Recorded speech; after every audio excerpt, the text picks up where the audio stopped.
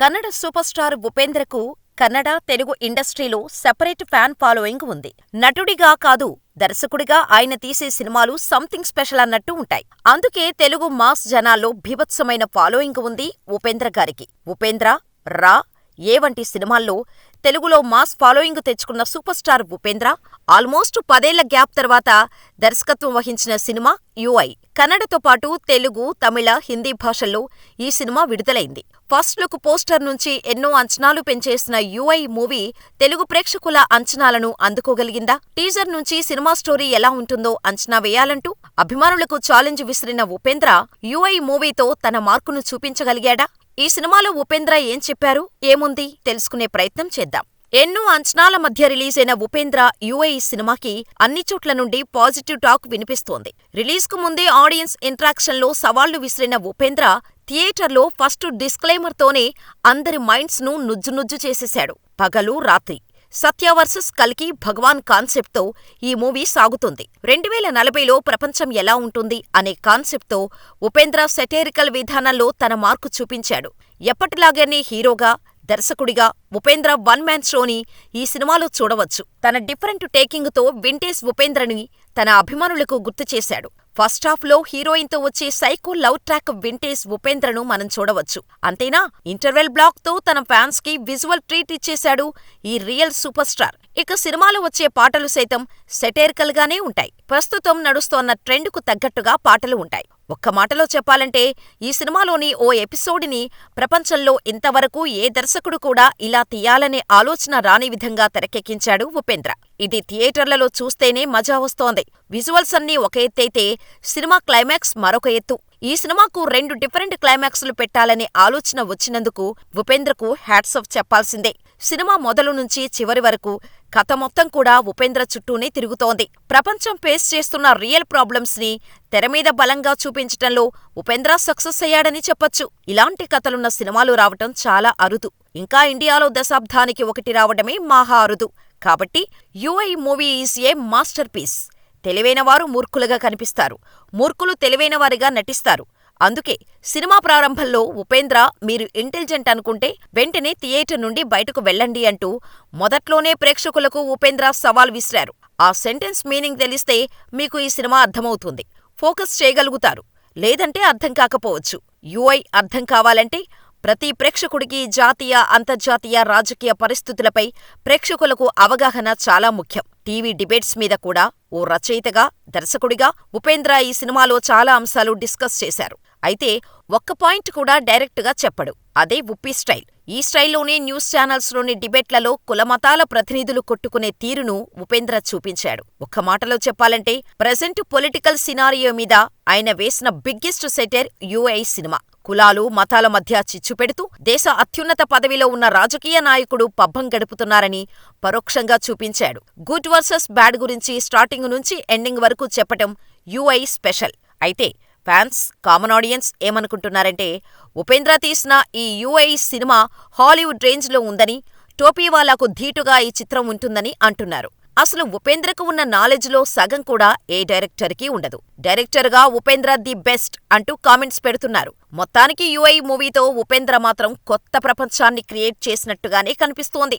ఉపేంద్ర తన టేకింగ్, మేకింగ్లో ఎలాంటి మార్పు రాలేదు. ఆడియన్స్ని కన్ఫ్యూజ్ చేయటం, అసలేం జరుగుతుందో ఎక్స్పెక్ట్ చేయకుండా సినిమాను ముందుకు తీసుకెళ్లడం, ఒక్క క్లూ కూడా ఇవ్వకుండా తెరకెక్కించటం అతనికే చెల్లింది.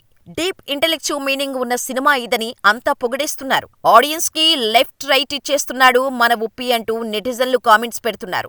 మరికొందరు రొటీన్, మసాలా సినిమాలు వస్తున్న వేళ ప్రస్తుతం ప్రపంచం ఫేస్ చేస్తున్న రియల్ ప్రాబ్లమ్స్ బేస్డ్ గా హాట్ హిట్టింగ్ మూవీ తెరకెక్కించిన ఉపేంద్రకు సెల్యూట్ చేస్తున్నారు. ఇదిలా ఉంటే యుఐ సినిమాలో కథ ఏమిటో అర్థం చేసుకోటానికి చాలా టైం పడుతుంది. ఆ తర్వాత ఎందుకింత గజిబిజిగా చెప్పటం, స్ట్రైట్ గా చెబితే చాలు అనిపిస్తోంది. కథకుడిగా ఉపేంద్ర ఫెయిల్ అయినప్పటికీ దర్శకుడిగా టెక్నికల్ టీం నుంచి మంచి అవుట్పుట్ తీసుకోవడంలో సక్సెస్ అయ్యారు. డార్క్ థీమ్డ్ సెటైరికల్ సినిమాలకు అవసరమైన మ్యూజిక్ అజనీష్ లోక్నాథ్ నుంచి తీసుకున్నారు. విజువల్ ఎఫెక్ట్స్ వర్క్స్ కూడా బాగా చేయించారు. ప్రొడక్షన్ డిజైన్ బావుంది. స్క్రీన్ మీద ఒక డిఫరెంట్ వరల్డ్ క్రియేట్ చేశాడు ఉప్పి. అయితే మీరు ఇంటెలిజెంట్ అనుకుంటే థియేటర్ల నుంచి బయటకు వెళ్లిపోమ్మని స్టార్టింగ్లో చెబుతారు ఉపేంద్ర. ఇంటెలిజెంట్ అనుకుంటే థియేటర్లలో ఉండాలి, లేదంటే బయటకు వచ్చేయడం బెటర్. ఉపేంద్ర టిపికల్ సీన్స్ సగటు ప్రేక్షకుడి ఐక్యూకి అందనంత ఎత్తులో ఉంది. టైటిల్స్ పడిన దగ్గర నుంచి చివరి వరకు సినిమాటోగ్రఫీ వైవిధ్యంగా ఉంది. గ్రాఫిక్స్ మాత్రం అక్కడక్కడ తేలిపోయింది. ఓవరాల్ గా చూస్తే ఈ సినిమా కొంచెం కొత్తగా, కొంచెం వింతగా ఫీల్ మీకు కలుగుతుంది. ఇదిలా ఉంటే చాలా రోజుల తర్వాత దర్శకత్వం వహించిన ఉపేంద్ర యుఐ మూవీతో అరుదైన రికార్డును సొంతం చేసుకున్నాడు. ట్రైలర్ కాన్సెప్ట్తోనే సినిమాపై అంచనాలు పెంచినట్టే ఈ సినిమా బుకింగ్స్ కూడా రికార్డు స్థాయిలో జరిగాయి. కన్నడ సినీ చరిత్రలో ఏ ఇతర సినిమాకు రానంత బుకింగ్స్ ని యుఐ మూవీ సొంతం చేసుకుంది. ఈ సినిమా ఆన్లైన్లో ఏకంగా 75,000 టికెట్స్ అమ్ముడుపోయి రికార్డు సెట్ చేసింది. మొత్తానికి యుఐ మూవీతో నటుడిగానే కాకుండా దర్శకుడిగా మరోసారి ఉపేంద్ర ఈస్ బ్యాక్ అని అనిపించుకున్నాడు. ఏది ఏమైనా కానీ రియల్ టైం ప్రాబ్లమ్స్తో, హార్డ్ హిట్టింగ్ ఫ్యాక్ట్స్తో తెరకెక్కి సినిమాలు చాలా అరుదు. ఇటువంటి అరుదైన సినిమాలు ఇండియాలో దశాబ్దానికి ఒకటి రావడమే మహా అరుదు. కాబట్టి UI movie is a must try movie. పైగా ఇది ఉపేంద్ర సినిమా కాబట్టి మీరు సినిమాకు వెళ్లి మీ ఓన్ రివ్యూ అనాలిసిస్ చేస్తే బాగుంటుంది. ఏంట్రా అన్ని చంద్రు చేశారు, హీరో ఉంటారు, హీరోయిన్ ఉంటుంది, సీన్స్ షార్ట్ పెడతావు, ఏంటి ఎక్స్ట్రా చేస్తాను?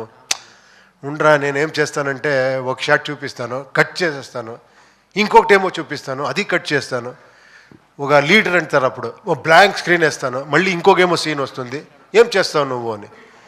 వాళ్ళు లేసిపోతావా నువ్వు థియేటర్ నుంచి అని. వాడు డబ్బులు ఇచ్చి వచ్చా, నేను నెక్స్ట్ ఏమో వస్తుంది, నేను వెయిట్ చేస్తాను. ఉండు, అప్పుడు ఎంతసేపు వెయిట్ చేస్తావు నువ్వు?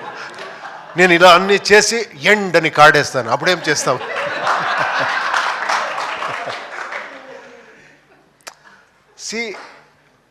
నేనేమంటే ఇంటర్వెల్ ఎందుకు ఇక్కడే రావాలి, టైటిల్ ఎందుకు ఇక్కడే రావాలి, ఎప్పుడు టైటిల్ ఇలాగే ఎందుకు వేస్తారు, ట్రైలర్ టీజర్ అనే కాన్సెప్ట్ ఎందుకు? అది ఇన్స్పైర్ చేయరు మిమ్మల్ని.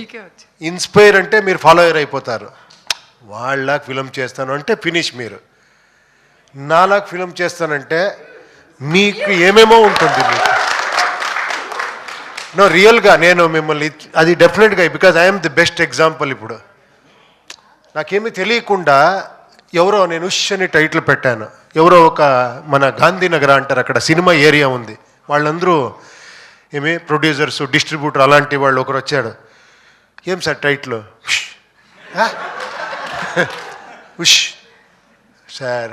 ఏం సార్ ఉష్ పష్యు అనుకోని. సార్ ఒక మంచి ఇది చేయండి సార్, రండి సార్, ప్రొడ్యూసర్స్ ఉన్నారు, ఇది ఎవరో కొత్త వాళ్ళు పెట్టుకొని ఉష్ అని చేస్తున్నారు అని.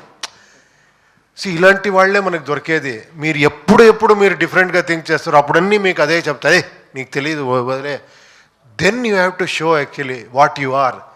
ఇప్పుడు మీరు అన్ని ఛానళ్ళు అన్నీ చేస్తున్నారు కదా, అది మీ క్రియేటివిటీ కదా, మీరు అందరూ చేస్తూ ఉన్నది. That's way you are here, correct కదా? ఎగ్జాస్ట్ అయిపోతాను కదా ఆ టైంలో. ఏమిటయ్యా ఇంకా ఏం చేస్తావు, వస్తుంది, అది అందరికీ వస్తుంది, నాకు వస్తుంది.